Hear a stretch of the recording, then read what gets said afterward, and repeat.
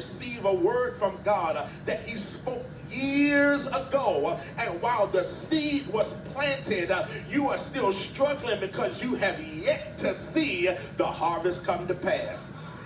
Well, hear me today. You might be waiting, but God put this word in my spirit as we were riding on the parking lot on Friday. Pastor, we pulled up and he looked to me and Dr. Riley. He said, I don't know when they're going to be finished, but it won't be long now. And church, he didn't even know that something like Mary and Elizabeth leaped in my spirit. I tried to move away from it, but all weekend long I kept hearing, it won't be long now. And I came to preach to somebody early on to tell you the wait has been worth it. Every tear, every setback, every hang up, every delay, every stop and go, every time somebody left. When God is going to do what he's going to do, it's going to be worth every tear you've cried, every no you've heard, every time they walked away, every time the devil told you it won't going to happen. God irritated me to tell you it won't be long now. It won't be long now. You better say it. Church, at the point of our text, we meet this ordinary, everyday, kind of round-the-way guy by the name of Amos. We don't talk about Amos, Marshawn, as much as we do David in Vacation Bible School. Most of you ain't never read this scripture to today. He wasn't a polished, trained, expert prophet. He was a sheep herder that got a word from God. He just so happened to be a young seminarian from Sherman that went to Princeton, and while at Princeton wanted to go to law school, he got a word that God had sent him somewhere. I mean, he just happened to be a kind of guy that had his ear to God's heart, and God gave him a word that in spite of all the doom and gloom, that God was going to rebuild the ruins of Bordensville. I mean, what's going on in the text? The children of Israel, God's beloved problem child, had spent years in a rebellious state. They had everything, but was ungrateful.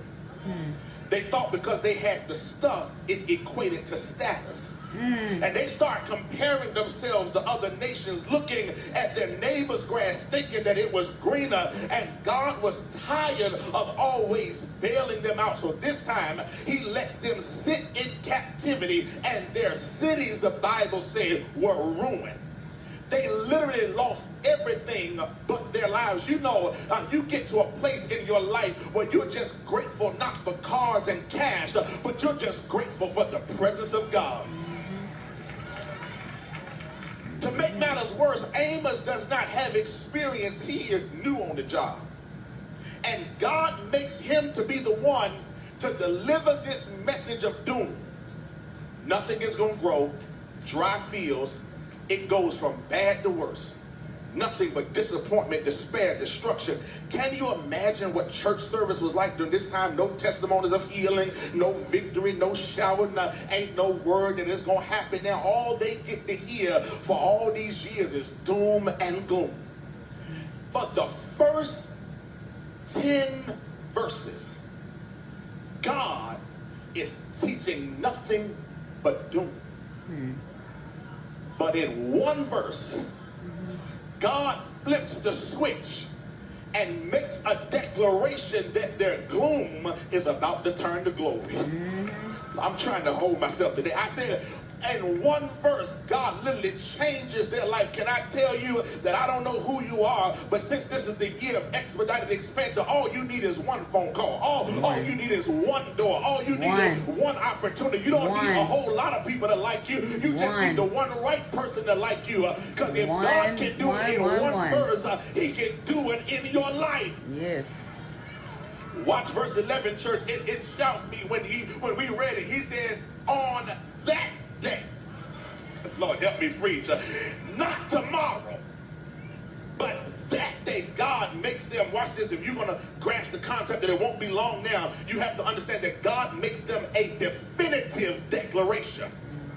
It's right in the text. He says, on that day. That's not a maybe. That's not a possibility. That's a guarantee that it's going to happen. And I can tell you don't have that kind of faith because you're so used to stuff not working that you can't tell the difference when somebody else is talking and when God starts talking.